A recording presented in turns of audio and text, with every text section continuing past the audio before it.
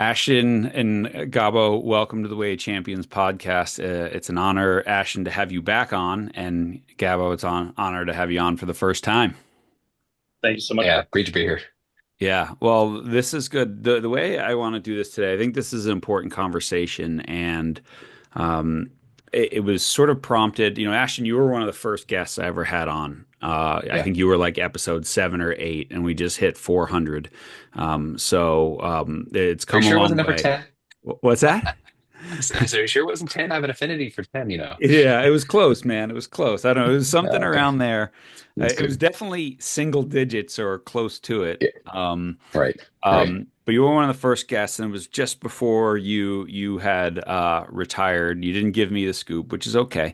Um, and uh, and after just an amazing career. And anyway, I was in Mexico back a couple months ago, and I met Gabo, and he'd just gotten back from the Paris Olympics as a swimmer, and sort of we got to talking about what's next and transition out of sport. And I thought, man, this would be a really cool conversation to have because so many Hmm. people regardless of the level, you guys have reached the top level of the world. But so many people have a transition out of sport at some time in some place. And so I think that would be a great talk for today. But I want to just kind of start. Um, and Ashton, I want to start with you because you both have this cool multi-sport background. So your path to becoming, an Olympic decathlon champion was through a lot of different sports, wasn't it? Yeah, growing up, um, I grew up in the 90s and I grew up in a small town in Oregon. And there was not really, something I was dead set on doing. I just would basically, all kids kind of start somewhere. I started being influenced by television. And the things I saw on TV were mostly movies and like Power Rangers and Ninja Turtles. That's what I was attracted to. The thing I was attracted to was the way they moved. And after I saw these things, I would just like go outside and try to do them, you know, front flips and kicks and running and jumping. And, you can imagine like watching a Jackie Chan movie and him doing his own stunts. And that's what I would try to do. And so from that, my mother, my grandparents, they're like, okay, we're going to put this kid in sports.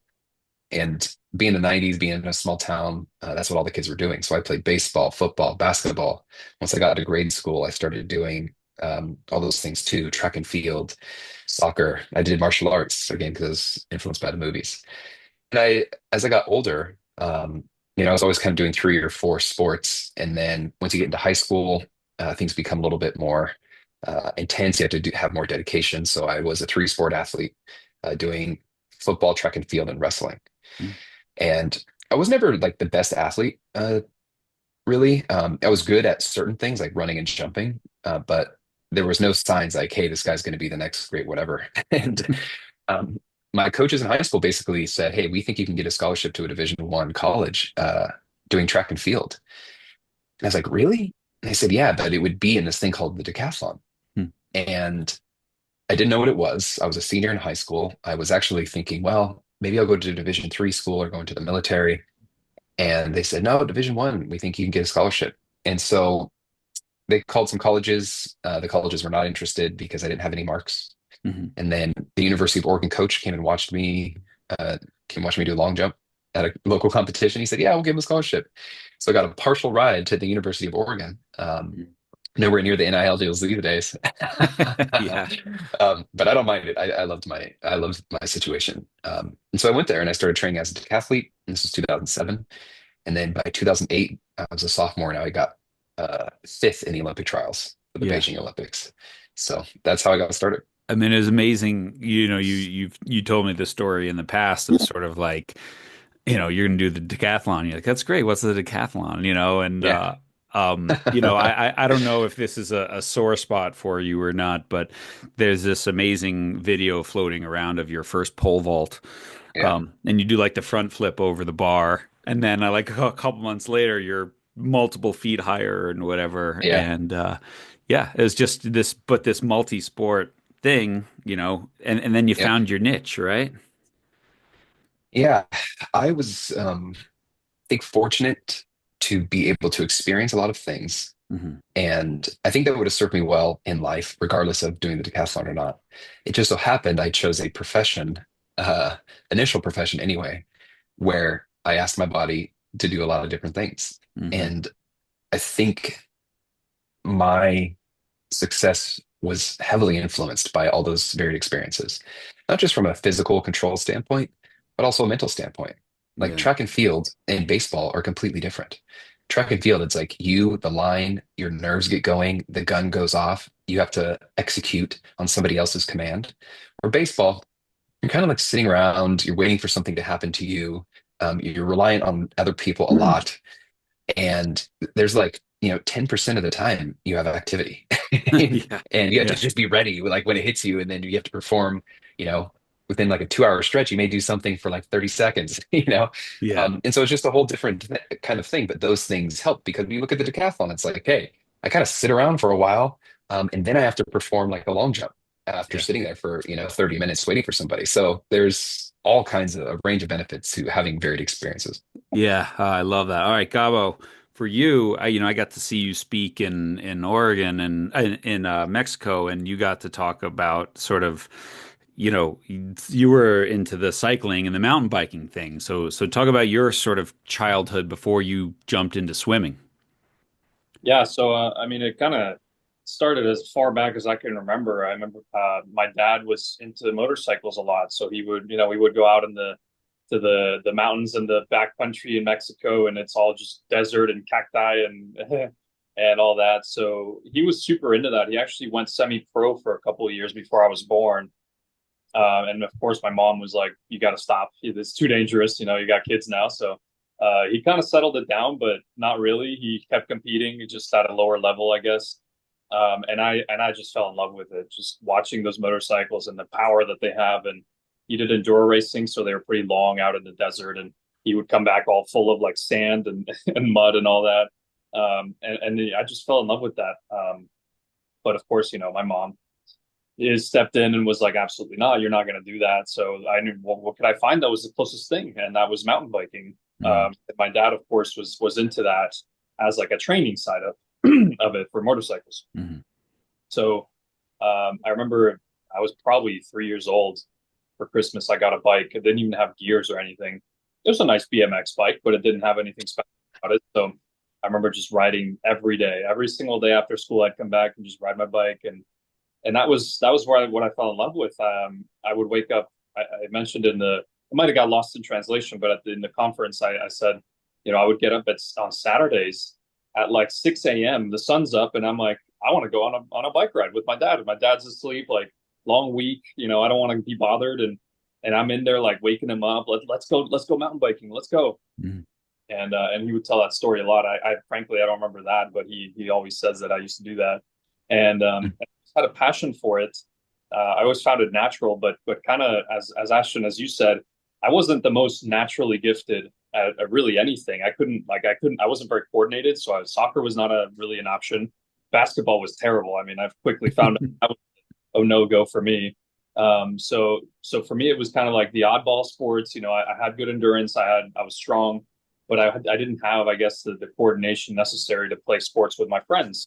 They were all doing, the soccer, the baseball occasionally. Up in Mexico, it's not a huge deal though. Like baseball is Mhm. not really super popular. But anyway, yeah, it was really just kind of like a natural thing for me. I loved mountain biking, and from then it stemmed to road biking, and at the time I was super involved in competitions. I was always, I hated losing, and I remember this very clearly.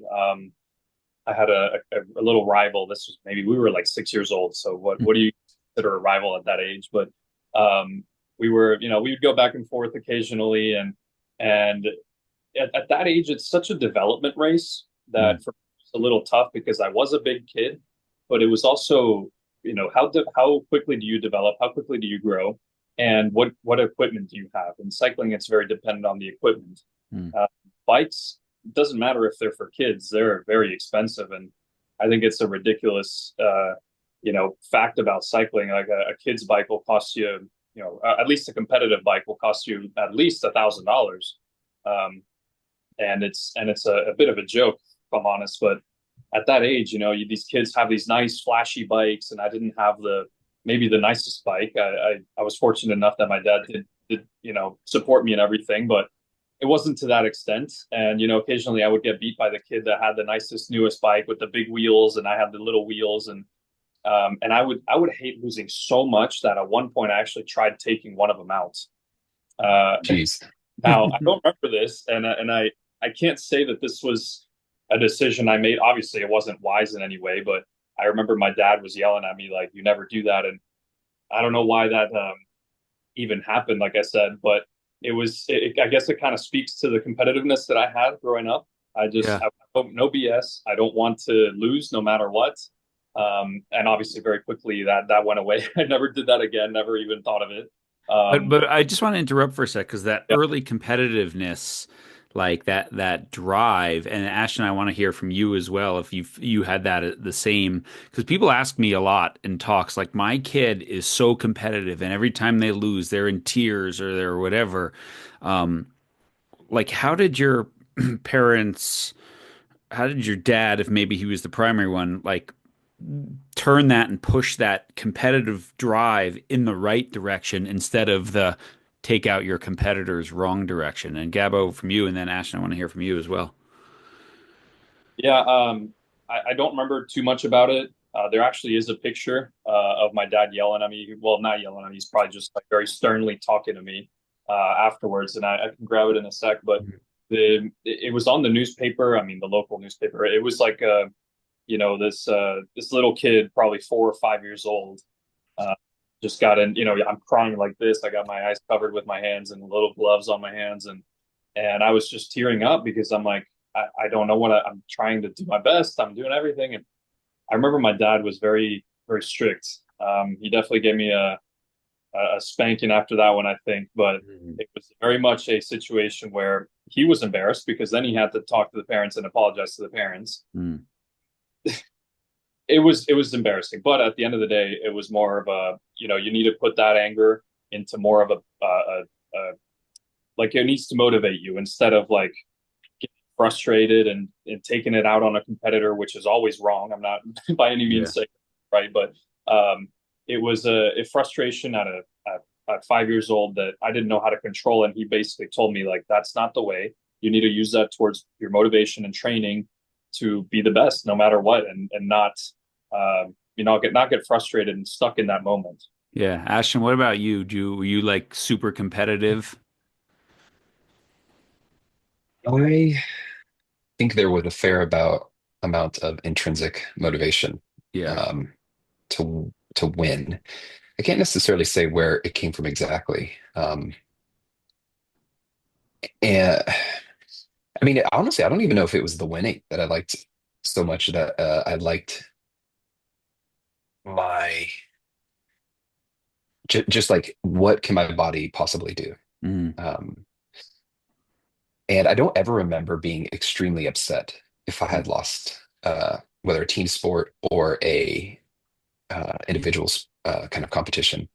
But I do remember being extremely elated if I won. Mhm. So it's kind of like, I don't know. But I will say that the things that kind of um, motivated me, Mhm. I think, to pursue those things were my family, my mother and my grandparents were really adamant about if you're going to do something, um, and you've chosen to do this thing, that means you've committed to do it. And therefore you're going to give 100% effort every time. And Mhm. there's an example of me lollygagging on the baseball field when, I'm like in elementary school. Mhm. And my mom literally walks out on the field and she's like, there are 5 kids in this dugout who would love to be out here on the field and they're going to give 100%. So if you're not and you don't want to be out here, go sit down and give them a chance. And I was like, whoa, okay. So I need to like, and then every single one of my coaches, I think, always kind of had instilled this competitiveness as well. Part of it was their belief that I could do um, something well, and then part of it was, I think, their innate desire to like win the thing. Mhm. So, I saw a lot of external stuff, I think, mostly, and a little bit of internal. Mm. Interesting. But I think, it's just this interesting thing, right? Every kid's different, right? And Yeah. Gabo, you're like on fire and feel that, like, where I get worried with kids is like when you can see that they feel like their self-worth is dependent on whether they won or lost, right? Or Right. the love of mom and dad is dependent on whether they won or lost. And you see that, and that's where it becomes unhealthy. But, again, I meet these parents who are like, how do I get my kid to stop that? I'm like, I don't know that you want to stop it. You just want to channel it in a positive direction. And like, Right. yeah, and that's a good thing, because if you coach it or get it out of a kid, it's never coming back, right? Hmm. So it's like this is a healthy thing, and you use the word, Ashton, like intrinsic motivation, right? And it's like Yeah. that's the key. The ingredients of being great at anything are ownership of it, like it's your journey, enjoyment, and then intrinsic motivation. And it sounds like that developed for you, right? Yeah. I mean, when you're saying it like that, I think what comes to mind is this idea that overall in life, people just want to, well, I shouldn't say people, but in our situation, at least for me, it's like I just want to be better at Yeah. stuff. Like it feels good to keep making progress and improve and do that kind of thing. And if it's not like absolutely crushing another person or winning or that kind of thing, which is fine, like people have that, coaches have to figure it out. It's like for this kid, are they like technical and they just really want to, they love hitting and they want to be like Barry Bonds or something? Hmm. And then, or, whoever it is, it's like, okay, how can I help that kid understand, like, man, if you hit this thing and like get the technique right, and then a byproduct is the game goes well or things go well. But it's like, what is it for this person Hmm. um, that they want? What do they want out of this? Hmm. And for some people, it's like, man, you can tell that guy's a hustler. Hmm. And I just have to say, hey, we need this. I'm going to get in this kid's face and like, do these things and you're going to be good and we're going to win. Another kid might be like, you have the potential to be a great hitter Hmm. and it feels so good to hit the ball far, like whatever. So, I Hmm. mean, it's kind of a bad example, but I think as a coach, and as a parent, understanding what your kids' motivations are, what's important to them, um, and then understanding the avenues to bring that out. I think it just so happens that sport does a lot of there's a lot of good things there for Hmm. everybody. Yeah. Whether it's teamwork and helping, or whether it's that individual, like I succeeded and I've done this, or it's contributing to a team, or it's like getting out that energy that's like, I want to be the best ever. Hmm. And I'm fired up right now. Sport is great for all of that. Yeah, it is. It is for sure. Gabo, if you want to piggyback on that, but also I want to talk about your transition to swimming as well, and how you found your way to the pool, just like Ashton found his way to the track. Yeah, in similar ways, I think think the you mentioned something great there, Ashton, about the parents being involved and well, or it might have been you, John. But the parents, I think, play a big part of it. My parents were certainly a big part of the decision that I made switching into swimming, but they were also kind of reluctant. My dad invested thousands of dollars into trips, into bikes, and all this stuff, and Yeah. it's very in that situation when you've invested all these years into competitions and all that, and all of a sudden your kid wants to switch sports entirely, and basically take a huge risk. And I think in some cases I was very much reluctant to switch because of my dad, because of the times that, and I would ride with him, I would train with him in a lot of cases. He loved it. It was great bonding time. It was a lot of those times that I've had in cycling were good for me and my dad's relationship. And so I was kind of letting go of that in a way and taking a not no pun intended a dive into the the new sport. And it was, I guess looking back now, I'm like, what would have happened if I kind of gave into that pressure that my mom was also putting on me, like, are you sure that this is the direction that you want to go? Hmm. And I think at the end of the day, I had good aspirations. I started swimming because I didn't see a future in cycling beyond the junior level. After 18, you're kind of off to the pros essentially, and you have to be obviously very good to do that. So you're either you after 18, either you retire entirely or just do it for fun, or you go to the Tour de France. There's really no in between. Hmm. And so the way I saw it is I wanted to get a scholarship in college. I didn't really want to go to Europe, and there's Hmm. really no opportunities to train cycling at the very highest level here in the U.S. You kind of Hmm. have the fact Hmm. that from Mexico, one of my closest friends growing up, he it's kind of funny because I was very much a cyclist when I was in Mexico, and I really wasn't a swimmer, but I was friends with him since I was a couple months old. His dad and my dad are really good friends. But as soon as I left Monterrey to go live in PA, he started cycling like full time, and he was into road cycling. And he actually went, um, didn't attend. I think he attended online high school Hmm. and went to live in Paris. So he was training full time for like essentially that. He wanted to go to Hmm. the France and he wanted to be a part of a professional cycling team. And I didn't want that for myself. I wanted to be, I wanted to go to college, be close to my family, but also not have to pay for college if ideally. So I started looking at my past couple of years in Monterrey, and I remember, I was a triathlete in some cases. That wasn't my main sport, but I liked it. And unfortunately, swimming was the worst part of it for me. I hated it. I was good at it. At the end of the day, if I'm good at it, I can suck it up. And Hmm. that's kind of been the deal for the past couple of years. Of course, I enjoy swimming. I wouldn't do it if I didn't, but I would be lying if I said I enjoyed it all the time. It's a very Hmm. tough sport. It's very grueling. You're in the water 3 hours a day, and you can't really socialize much because you're drowning half the time. Uh, Hmm. so I very much at the first couple months I was very reluctant if that's what I wanted to do long term. But I had friends that were on the team, so I was like, well, at worst case scenario, I'm just on the team and I keep improving, but I at least I'm with friends and I'm having a good time. Hmm. So that's kind of how I looked at it. And as time evolved, I was a very much dedicated to studying the sports, and I think there's a big difference in being just being an athlete and liking your sport compared to being a student of the sport. I know like Tom Brady, I watched a documentary recently about him and how he was so obsessive and would watch film like all day and just learn absolutely everything that he could about the sport. That was me the first couple of years, trying to get up to speed because I had the power, I had the strength, I had the height, but I just didn't have the technique, and nobody was really teaching me. My coaches were, I remember my two coaches, my sophomore year, um, were both 24 and 25. Hmm. So I had, you know, kids basically trying to coach me, and I'm at the state level, borderline, Division 1 level, and I don't really have anybody correcting my training. So it was kind of up to me at the first couple of years in learning those techniques and learning those things. But that's something that my dad always knew is it was going to be fine.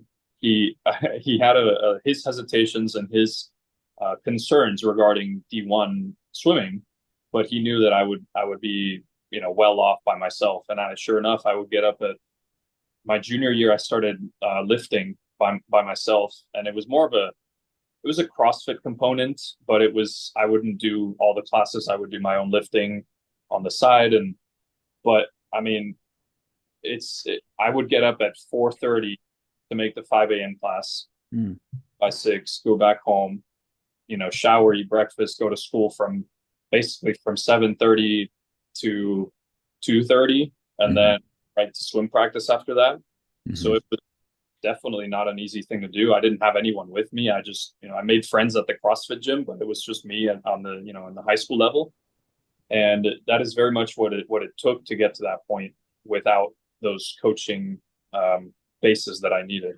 It's really interesting because Ashton, I remember you telling me the story of how much ownership you also took in your own training, even when you were, just you had this great relationship with your coach that um you said, you used to sort of like at the end of every month give him like a synopsis of training and why are we doing this and why are we doing that. So you took a great interest in everything you were doing as well. And so here's this ownership piece that you both had. But actually, maybe like talk about that a little bit because I think it's one of my favorite coaching stories of how your coach. If your coach had come in and said, shut up, I'm the coach, you listen to me, it wouldn't have worked, would it?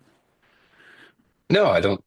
Well, yeah, I mean, I think there are athletes who think they want that. I don't know if that's necessarily good. Yeah.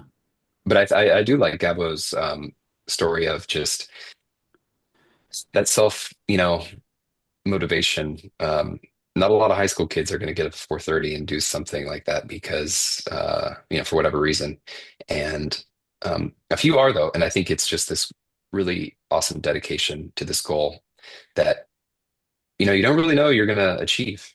Hmm. I think there's the probability of success, which is super low, right, statistically. Hmm. Um, but there's almost like either a dogged determination or a naivety or like both, which Hmm. I think every athlete at that level like kind of has and needs. And I think I certainly had that. Um, that obsessive. Oh man, not my phone.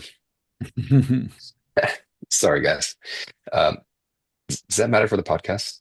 It's okay. I can just keep going. We'll make it work. There you go. Okay. You're back in. Um, yeah. So,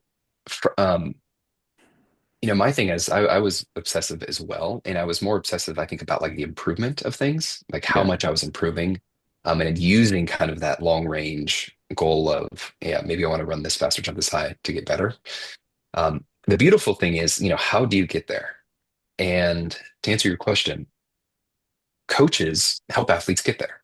Yeah. And what an athlete does is try to put their body in the correct positions such that, and also all the training gets stronger in that, but ultimately put your body in the correct position such that your performance is like as optimized and as good as possible. And if Yeah. you're strong and fast and your body's in the right position, usually things go well. Yeah. Um, and the biggest problem, and Gabo touched on it, was like technique. Without that component of being correct, it's hard to be good, or Yeah. as good as you could be.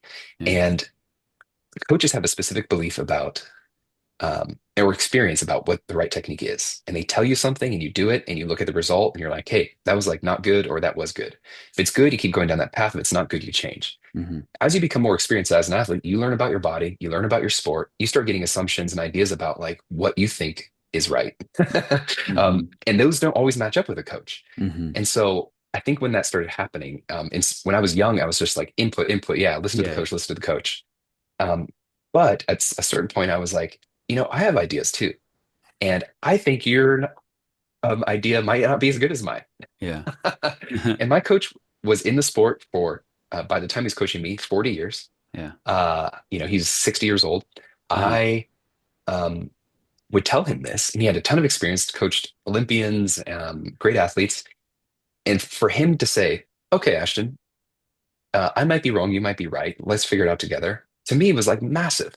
It was Mm. such a and I think ultimately there's just a mutual respect there. So yes, I took ownership of it, but I believe that having a coach who liked athletes to do that, who wanted athletes to do that, who believed um, and could listen to athletes such that they could do that was super valuable. Hmm. Yeah. No, and I think that's such an important thing because again, if you have a coach who doesn't do that, right, or even a parent, you lose that ownership, you lose that intrinsic motivation as well, right? Like, if you're this so motivated, I want to get better, I want to understand this, and your coach is just taking away Yeah, all that autonomy from you, it can, not for everyone, but it can be like, oh well, I guess I'll just yeah, follow along. And then you lose that coach, right? yeah, And you get another coach and it doesn't work. Whereas like yeah. it was always your journey. Well, let me put it this way. Um, and I think Gabo had this done by default because he had to take ownership of his own thing. But Mhm. an example is this: if you have a kid, um, how would you like to raise them?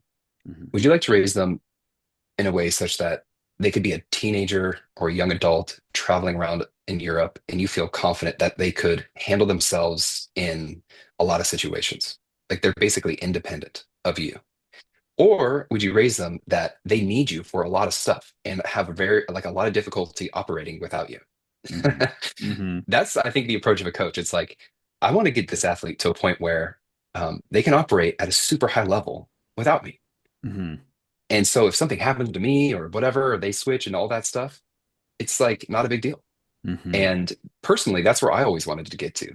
I think coaches would have liked me to probably be a little bit more reliant on them. But I was like, listen, if I don't know this stuff myself and I'm the one performing, it doesn't matter. It doesn't matter how much knowledge you have. Like, I need to fully understand. And so I would challenge them a lot. I'm like, explain to me why you think that's right. Give me the justifiable reasons why you think that this is going to work, and we'll go and try it and do it.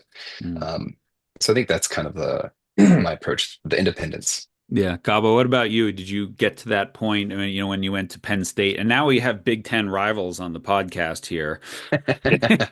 But when you got to Penn State, like, what was your relationship and where did you, because, and swimming can be a lonely world, right? And even when you're outside of college, then it's finding a coach and finding a place to train, which is why you're in Dallas now and everything like that. Yeah, no, and it's a great point. I actually would consider myself very much an individualist, and thankfully, swimming is a sport that you can do that. And ever since I had those coaches, those young coaches in high school, I was kind of spoiled. I could tell them what I wanted to do. I could tell them what I wanted as training. I could tell them, this is the lineup that I want for the meet. This is what I want to swim, and to some extent, I think that was good, but it didn't really help when I got to college because, well, it did help in some aspects, but it's way more of a team environment in college. I think, my personal opinion is that it shouldn't be. I think that when you're at a really good team that relies on relays and everything, that's a different situation. But for example, I butt heads with my coach a lot. I love him. I still talk to him to this day, but it was definitely in some cases was very tense. I'm very hard-headed and he's very easygoing. So in a lot of cases, I would take advantage of that too. I would be like, well, this practice is BS.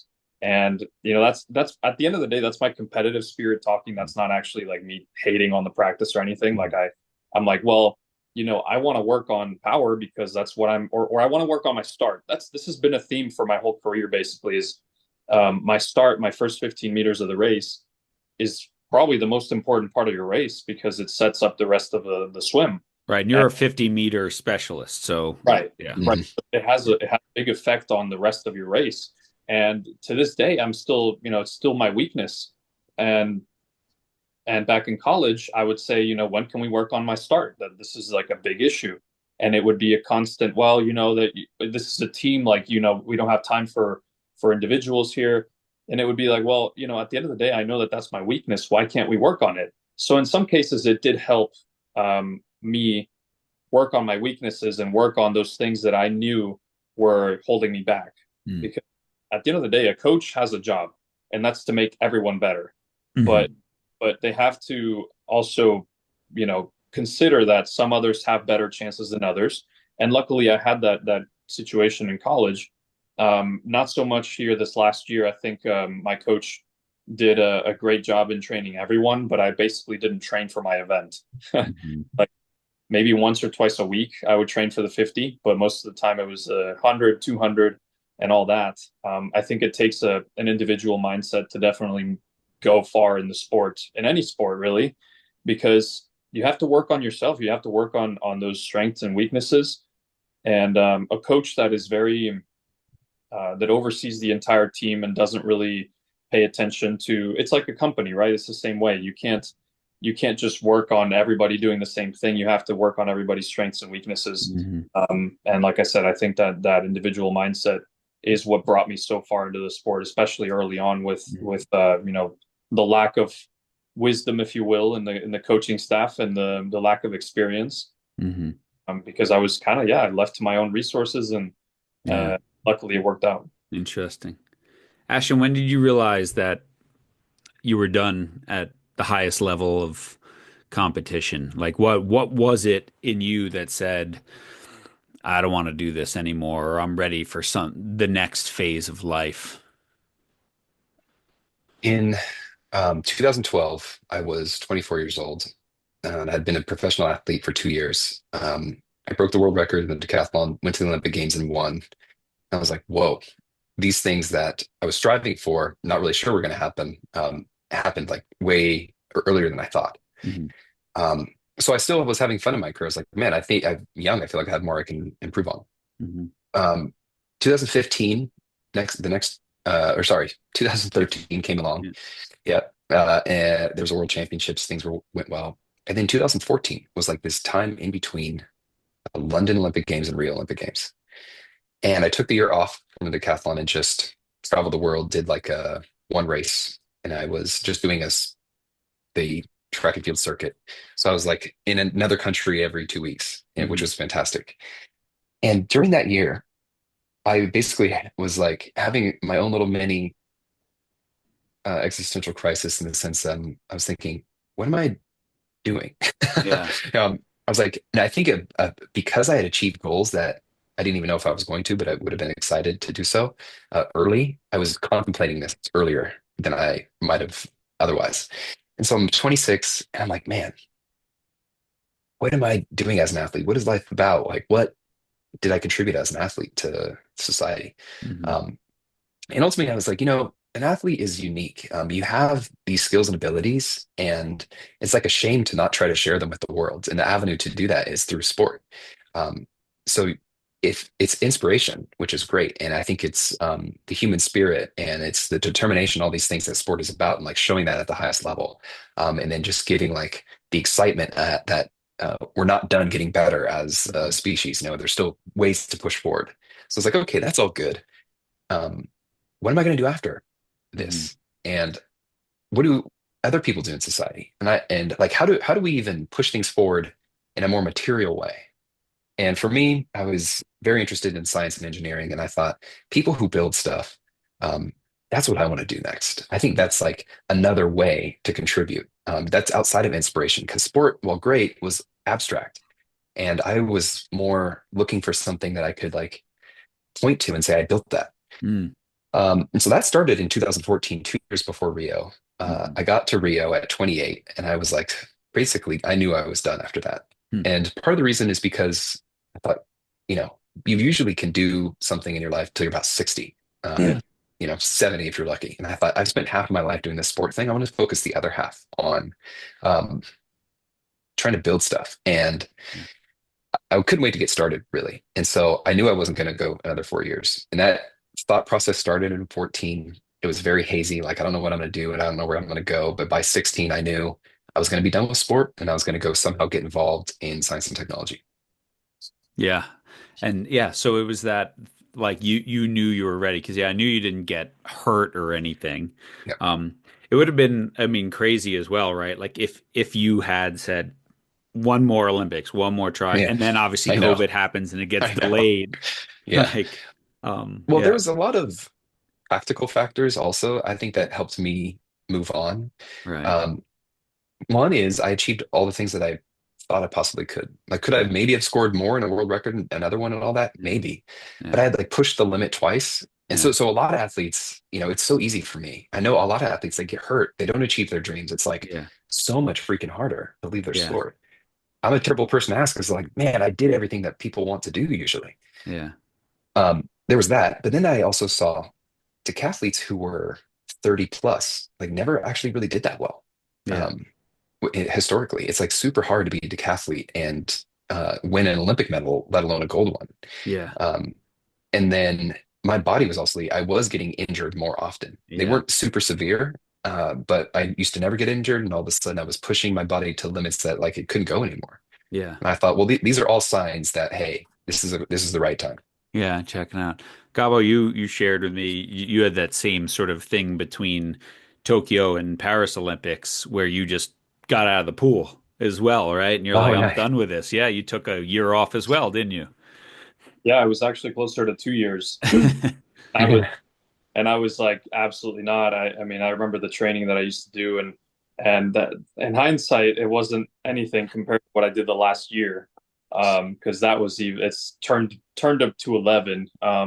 But luckily for me in my event, being a sprinter, it's very It's not easy, obviously, but it is easier to maintain shape. I basically I lift every day and I stay in shape, but I don't actively swim as much as I used to. I maybe twice a week, just to kind of keep the feel. But thankfully, that's kind of what I did in between Tokyo and Paris. I would always, I mean, I hate just missing a day of working out. I feel like crap. So I just, either way, I'm going to work out in some way, shape, or form. And it was pretty easy coming back because I think it was 2 weeks into the training last summer that I almost went. I was within half a second of my best time right away. And now I'm like considering, I'm like, well, I could do probably the same thing this time around. Now the level is way higher when you start getting into the top 10 in the world. Thankfully, I was in that range earlier this year, and I think I can definitely do it again, but it would require a lot more dedication and just like the little things. At the end of the day, I did everything that I did last year and making it to the semifinals in the Olympics and everything with nothing other than just myself and my coach. Hmm. And that because, usually you think of, you have the trainer, you have the doctors, you have the nutrition, you have the this and that. I did everything. There's really no support system in Mexico. Well, unless you live there, which I just can't do that now. But living here, I'm very limited in the resources that I can have.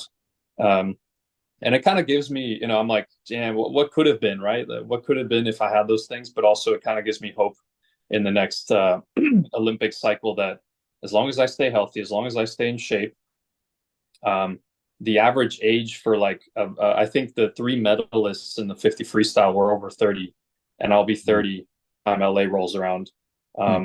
So yeah, I don't think taking the same amount of time would be wise. Maybe 2 years and come back really strong and full in, but we'll see. I mean, I think there's a chance for that to happen, but Yeah. yeah. When we were talking in Mexico, you were just, you were kind of like maybe, but I don't know, and what do I do? But what's interesting to me is, you guys talked about, right, like the topics, right? You owned your path. You were super motivated to get better. It made me think of, I had this guy on the podcast who's an NHL Hall of Famer named Marty St. Louis, and I said, what got you there? And he said, I was just really good at getting better. Like that was it. And you both are, that intrinsic motivation, discipline. And so in this like transition out of sport, Ashton, that you've gone through, like I meet so many athletes who are like, man, I have no skills for the world. And I'm like, man, you just listed the most desirable skills for any employer ever. Like they can teach you the skills of science or engineering or sales or whatever, but hard work, motivation, ownership, responsibility, like these are the things that don't always appear on a resume, but they're the most important thing. How did you turn everything that you had as an athlete into this next path? Um, Trial and error, Yeah. just like just like you do at practice. Yeah. Um, I believed all those things. Yeah. I had all those same thoughts. I was like, the things that I envisioned myself doing, uh, I have no clue how to get from where I am to there, because I don't have the skills to do it. Hmm. And we take for granted the things that sport gives us because we've lived it since we were little. Hmm. Those things are not even considered skills because it's just who we are. So when somebody says like, "Oh, all that stuff is so important," you're like, everybody has that. What you unfortunately end up realizing, and it takes an environment to realize this, is when you get into like a working environment, that's not true. Um, Everybody has it, but not to the same level. Not at the same level. Yeah. And you're like, "Oh, I get what people are saying." Yeah. Um, the the thing that was tough was, you know, it would be like being high school athlete. This is what it felt equivalent to being Hmm. a high school athlete, and going to a practice where it was just Olympians Hmm. and seeing what they're doing and seeing like the gap between you and them just being like super far. That's what the assumption was about how I could operate in an office environment or work or a startup. Hmm. And it's because I was like, okay, what are the things required to make something? engineering or software development, or even like from a leadership perspective. It's like you have to have had experience, leading people and really understand how a product is built. You have to know how to do analysis with like Excel and spreadsheets. That you talk to people about how products are made, which you have no idea. And so it was hard, but I think what I ended up doing was just kind of what you do as an athlete. You say, even though the Olympics is super far away and may be unachievable, uh, I'm not even the district champion. Hmm. I Hmm. haven't even won my high school state meet Hmm. in this new arena. And so, what's the equivalent of that? Um, and you say, okay, well, I need to get skills. This is where my thing was. I was like, okay, and it was even like I need to be around a team. So I first went and built a network. I Hmm. moved to San Francisco to be around science and tech, and I was like, I want to learn science and tech. I eventually want to do like help build stuff. How do you guys do Hmm. that? Hmm. um, and then from there, it was like, okay, here's some networking things you can do. You can learn about a little bit about business, how companies are made. So once I had the nomenclature just about what this like new sport was, then it was like, okay, go play a little bit, go practice. So I joined a startup. I joined some like communities that, they would show business plans and do things like that. And then I learned, well, I actually want to be an engineer. And so I went to school, got like actual building skills for that. And so these things took a long time. But well, what I consider a long time, but to Gaba's point and to your point, like we just got better. We just Yeah. try to make as much progress as rapidly as possible. And even though the goal is like super far away. And so that was my strategy. And it took um, a year of basically doing nothing but networking and exploring to Yeah. understand that initial thing. Like, I need to, here are the steps. And then took another year of like being involved in something to understand, yeah, my soft skills are the things that are super valuable, but I still need to be able to um, do the right technique or like build something or sell something. So I built learned that in a Hmm. startup. I think the harder part about all of this and the beauty of sport um, is that there's no coach really. Hmm. I mean, you can find a mentor, which I highly recommend a lot of athletes do, that can help you. You just say, here's my goal. How do I get there? Hmm. And mentors are basically coaches for the professional world, and that's super helpful. Hmm. But if you're doing it on your own, it's like what Gabo did, trying to teach yourself all the important things with no coach, which Hmm. is like super hard. People Hmm. who do that, they have the best stories because it's like, man, you did that on your own. Like that's craziness. Hmm. Um, it's so much easier with a coach. And so I would say, to help athletes and people make this transition, finding somebody who can point them in the right direction, uh, given they know what they want to do, I think Hmm. that's really valuable. Yeah. It's such an amazing thing. And again, I think with, that ability and how smart to network and be like, okay, like, and the fact that, oh yeah, by the way, I'm an Olympic champion gets you in a few doors that maybe not everyone gets in, Yeah, but that's a nice thing. But still, once you walk through the door, they have right. to see these qualities and this curiosity and teachable spirit and everything like that that makes you a great athlete, plus the determination. And they go, that's your guy right there.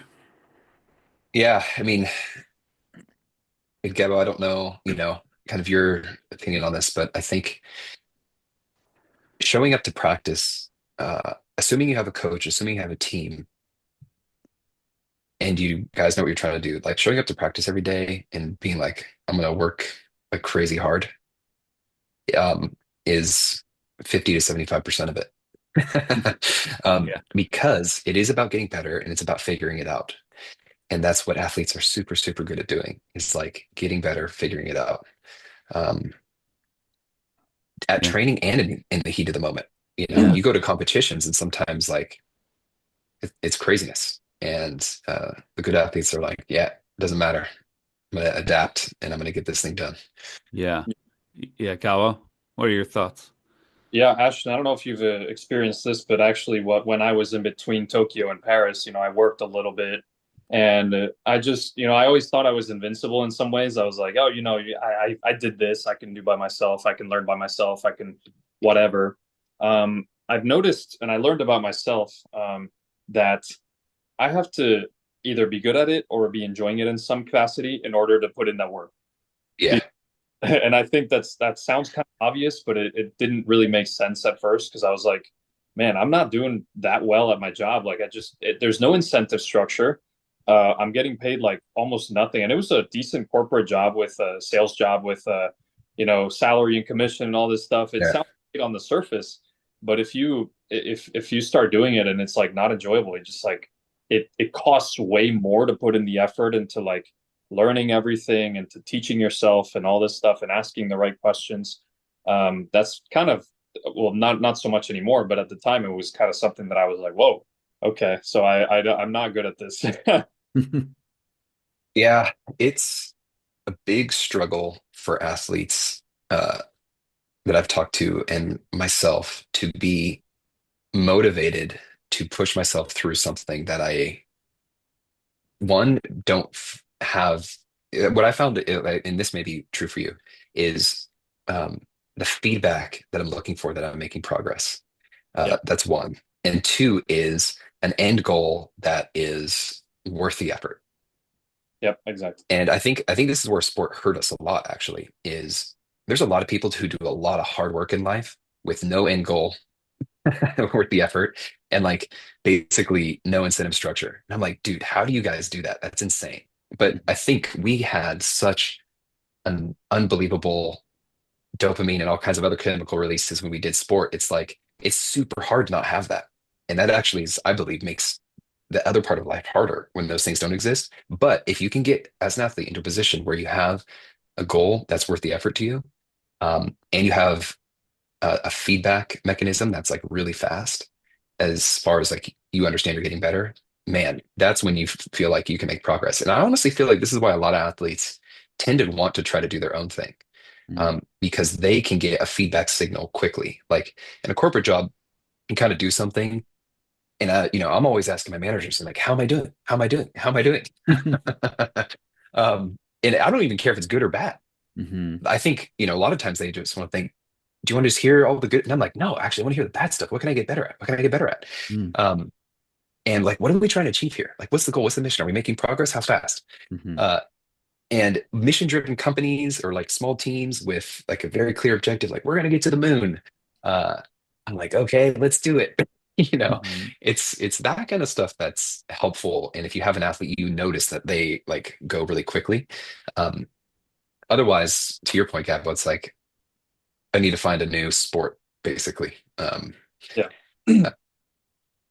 Gobble, go ahead. I love this conversation you guys are having because I think like it's a helpful conversation for athletes to have with each other too, right? Like this is why I Yeah. wanted to sort of bring you guys to, together on this of like Gobble, you're a couple years behind Ashton in sort of you're younger and in his career and but I think it's amazing because Ashton I connected you on LinkedIn and I see the work that you're doing and I'm like, oh yeah, he's found his niche here. Mhm. Yeah. And actually, I have another point that I kind of found out about not too recently, but in sport, we're so naturally gifted. It's almost relative. Ashton, I know you know about this. People are like, "Wow, congratulations, world record. That's incredible." First of all, but you're like, "Yeah, I mean, it's great, but uh, and this is my experience. I'm not speaking for you, but I'm like, yeah, I mean, my time is great. I was ranked, fourth in the world at one point, but it's kind of like what I expected for myself. I have that natural gift. It's relative, right? You see these gold medalists, Cale Dressel, five-time gold medalist. It was not easy for him by any means, but it is easier for him given the natural ability that he has. And that's kind of where transitioning into the professional world, it's not the case because we don't have that natural talent that we're used to, exploiting and taking advantage of in the sports Mhm. world. So it is kind of a rude wake up type of situation. But yeah, like you said, it just takes a little bit of trial and error finding that niche. Because it was the same for me with all those different sports that I tried. Yeah, yeah, exactly. Um, and I think again, this is where for athletes who don't know or have trouble transitioning, I think this is where you can use your athlete mindset to figure that out. And the athlete mindset is you're really good at figuring things out if you act and you move and you kind of just try to get a bunch of information.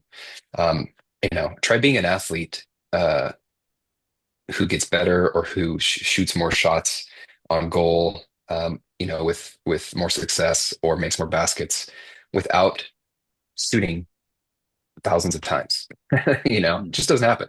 Um, and I guess what I'm trying to say is like athletes are really good, and I think people in general are, but I think athletes have more experience on honing in on the things that make something successful, given they've done a bunch of trials at it. Mm. And that's what's really good at sports. So I think this could be um, a tangible example could be in the first year of being done or like whatnot, if you have the capability, go try a bunch of things, go call a bunch of folks, you know, even if it's just a little bit. Like I remember doing a coding boot camp and it was an intro to see if you want to do like data science and machine learning. And I did it, and 3 weeks in, I was like, nope, I think coding's sweet, but I'm not going to be the person behind the computer doing that stuff. Mhm. And so I was like, boom, done. What's the next thing? It's like I still interested in science and technology. Like, what is everything in this realm that I could possibly get my hands on to see? Um, and yeah, I mean, we're just super good at figuring stuff out. I think Yeah. just because of sport. You know, I think you mentioned two things there is sort of like number one, I think it's also really important to give yourself sort of permission and the grace to not know right away, Mhm. right? But just because you don't know what's next or what am I really passionate or what part of this am I going to be most passionate about, like you give yourself the grace to not know, but you also keep moving forward. You keep showing up. And like you said, you go to coding camp and realize that's not for me. And that's where you also have to overcome that athletic grit of I'm just going to push through and be like, Mm. nah, that's not me. This is not something that's worth pushing through. This is something that's telling me this is not the right thing for me, but then keep moving forward. Like, and I think a lot of people just get paralyzed and then depressed and sort of just really sad and stressed out because they don't know. Because for every year of their life they've known, and now they don't. And so that Exactly. grace is important, right? Yeah. Uh, I believe in the Steve Jobs quote of if you is basically like if you the only way to do great work is to love what you do. Mm. And if you haven't found what you love, keep looking. Don't settle. Hmm. And that can take your whole life. And I understand there's practicalities around like making money and having a livelihood. Um, but I think if you're in the situation where you have to do that, you can still explore. Mm. You can still spend some amount of time finding out if there's something else that you're interested in, and knowing, like, just using the fundamentals or like the basic things that you have at the moment to do that. Um, and I think that's really true for everybody, honestly. Like I think the ideal situation is everybody's doing what they love, right? And it's super hard to find. And for athletes, it's challenging because we had already found it. Mm. And now we're being asked to do it again. And it's like, that seems sort of unfair. And it happens, I think, in other industries too, but especially in sport, you're like, dang, I Hmm. had it. And now I have to do it all over again. Um, Hmm. but the thing is, you found it because as a kid, you were doing a bunch of stuff, Yeah. you know? And that's a time when it's more acceptable and there's more support around like you just going and freely figuring it out and playing and having fun. And now you kind of have to like do that again. Yeah. And I think it's also, Gabo, before you jump in, like, right, you've gone up this giant ladder and you're at the pinnacle, right? And now you're switching. You don't go back to the bottom. You sort of you go here with, but if you take all these skills that you learned to get here in this one piece, you grow much faster, right? Because you've learned all, like it took you 15, 20 years as an athlete to get to here. It doesn't take 20 years to get back to there in a corporate job or running your own business. It can take, but it does take a couple, Yeah. because you're learning to transition those skills into something brand new. So, and I think what you just said, Ashton, is so important. don't forget that you found your sport because you tried lots of things and found one that you really loved. Um, don't Yeah. forget that you're going to find your corporate love or running your own business or whatever you're doing next, as Hmm. long as you have the courage to try a couple things and find one that's a good fit. Yeah. Yeah. I love Gabo. that. Yeah. Um, yeah, I love that analogy. It's super important to have a good mentor too, because they kind of guide you along the way. And but it's important, yeah, to like my experience after Tokyo was I keep going back to that because it was such a big rude awakening, for me. But it's like, okay, I'm up here, I'm at the top of the sport, or I mean at the Olympics. Um, by no means a gold medalist or anything, but I'm up there. And all of a sudden I wanted to into corporate America, and it's like boom, right down to Mm. the barrel, right? Like you start from zero. Nobody really, and you're kind of used to like the attention, or more, you're used to people appraising you and being like, wow, you're an Olympian and all this stuff. And all of a sudden, yeah, you're just back right down to the bottom. You got the boss over your head all the time and talking to you, and it's just it's kind of as athletes, I don't think we're used to that, and and it's a little bit of a tough adjustment for a lot of us, and especially when we're trying to find that path, we're trying to find something that actually uses those skills and appreciates those skills that we bring in from sport. Because like you said, John, after 20 years or so of working in whatever sport, you learn those skills and that hard work that is unteachable. I think that's the biggest difference. Is somebody might have a more decorated resume than I do in corporate America, but that doesn't mean they're going to do a better job, because I have some things that some skills that they don't have, that are taught through sport. And I want, as I'm looking for work, I want somebody that recognizes that those innate abilities that come with sport are just not easily teachable. And you can, like you said, you can teach the technicals, you can teach about engineering or about science or math or whatever. But at the end of the day, the grind that we go through and the mindset that we have is just harder to find than that. And there's more upside, like you said, with the ladder analogy. I like that as well. Mm. Yeah. Awesome. Guys, we're kind of at the end here, and I so appreciate your time. I think this was such an important discussion. I want to give you each sort of a last thought. We'll start with you, Gabo, and then Ashton, like a last thought or something that you want to share, right? This is going, we have mostly coaches who listen to this, but also parents who are helping their kids through times of transition in life and stuff like that. So, Gabo, you're again more in the middle of it and sort of in this like, do I go for one more Olympics, or do I make this jump, or do I kind of dabble in both? But you've shared some great stuff here. Any final thoughts from you? Yeah. I mean, first of all, thanks for having me, John. Ashton, great honor to meet you and be here with you. Um, Likewise. I think it was a great conversation. But yeah, I think to your point, John, I think parents play an extremely important role, obviously from an investment side, from an emotional side, to kids as they're growing up. And I faced a lot of pushback from some parents because I'm very passionate about that subject. My dad was very much a hands off, and I found that to be the best for myself. I don't say that it's the best for everybody, but in a lot of cases, I see a lot of frustrated parents that their kid's not doing well and all that. And it's tough for me to watch that, because a kid that might love a sport might very easily within a year or two be turned off by their own parents because they're not doing well, or they expect them to get a scholarship. I get that a lot. Is how do I get my kid to get a scholarship? Well, that's not really the mindset that you should have as a parent. It's the ability to have them explore different sports and everything. And I'll make a quick little story. But in high school, I mean, I was not really that great, and I was swimming with a lot of kids that were going to go D1, that some of them already had committed, but they were so burned out from their parents, from the coaches, and everything. It just leads to, you just hate the sport. You don't want anything to do with it, and it's just at a point where you don't want, yeah, you don't want anything to do with it. You quit, and it's right back to you just want to go back to not know anything about it. So anyway, yeah, it was great to be here. Awesome. Thanks. Ashton, last word, last thought. And Ashton, as you're thinking of this now also as a dad. Yeah. So, Congrats. yeah. Yeah, thank you. Um,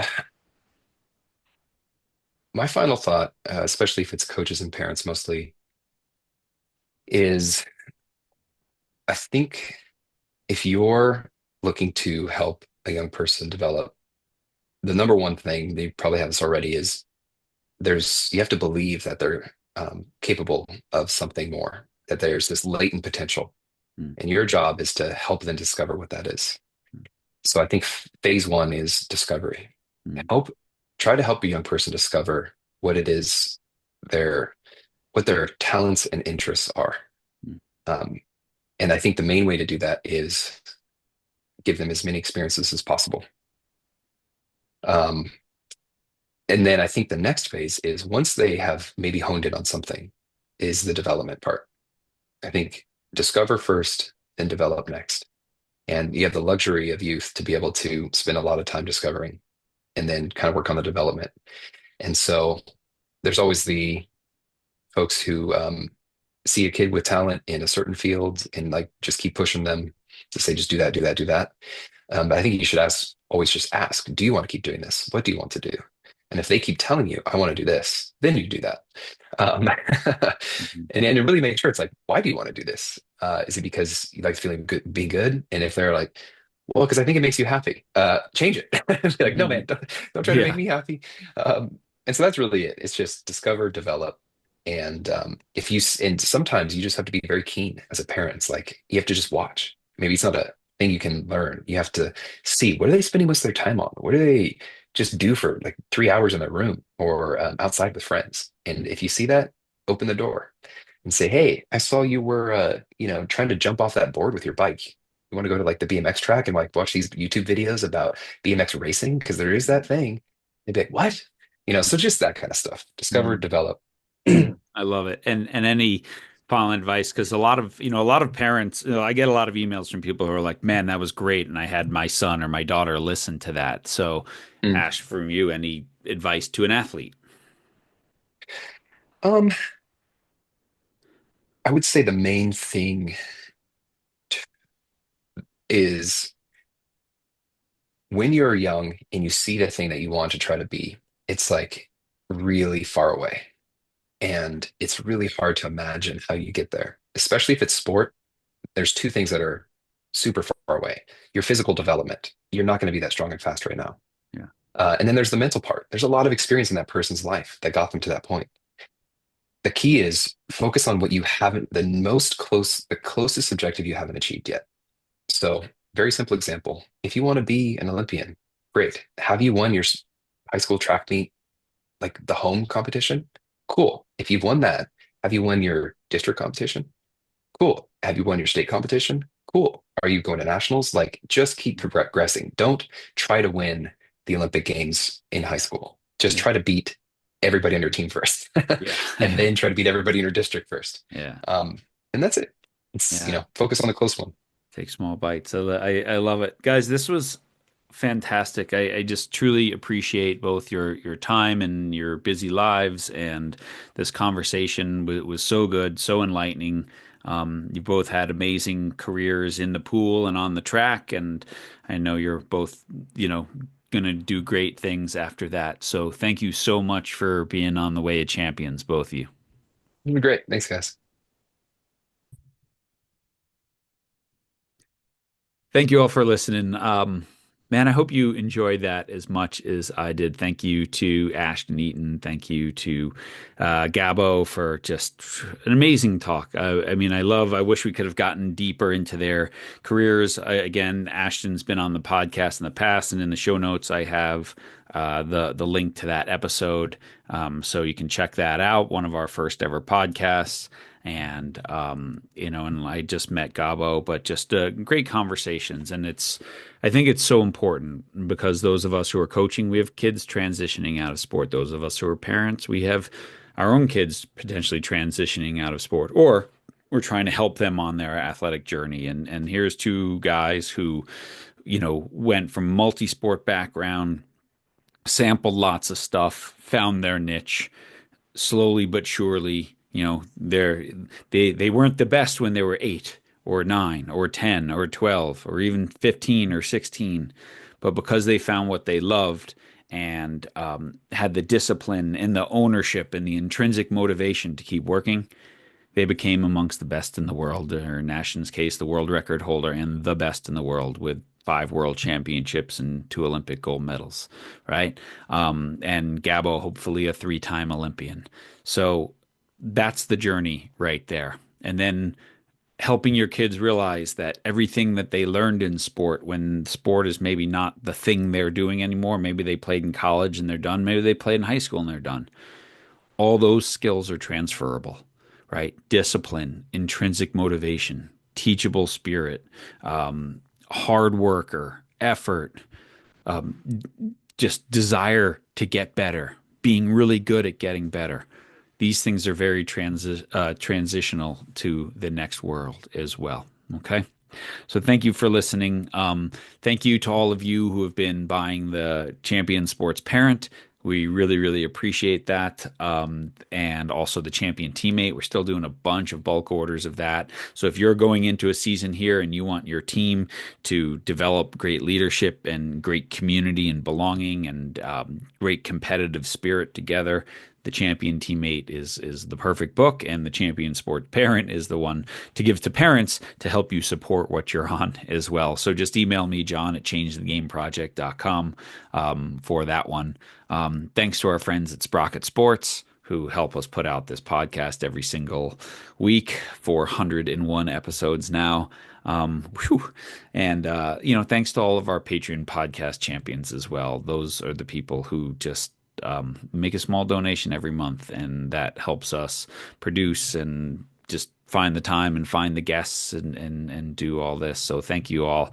If you want to become a Patreon podcast champion, go to patreon.com/way of champions and just buy us coffee every month. It makes a huge difference. All right. Thank you all for listening. Thanks, Ashton. Thanks, Gabo. And thank all of you for sharing, listening, telling people about this podcast. Pass it on to a coach, pass it on to an athlete that you know, who wants to know how to be better at getting better. Your influence is never neutral, everyone. So go out there, change the world, make a difference. See you again next week.